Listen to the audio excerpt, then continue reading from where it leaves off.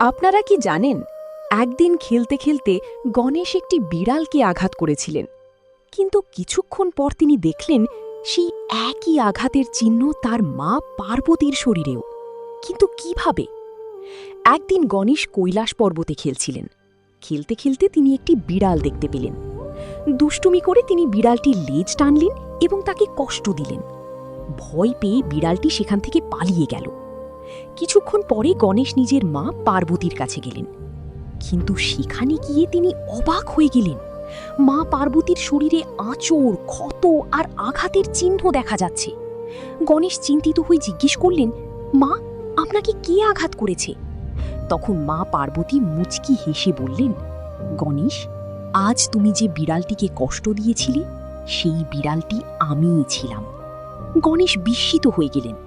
পার্বতী বললেন, আমি শুধু তোমার মা নই, আমি সমগ্র সৃষ্টির জননী।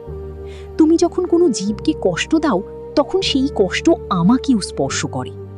এই কথা শুনে গণেশ নিজের ভুল বুঝতে পারলেন। তিনি প্রতিজ্ঞা করলেন আর কখনো কোনো প্রাণীকে কষ্ট দেবেন না। সেই কারণেই বলা হয়, প্রতিটি জীবের মধ্যেই ঈশ্বরের অংশ রয়েছে।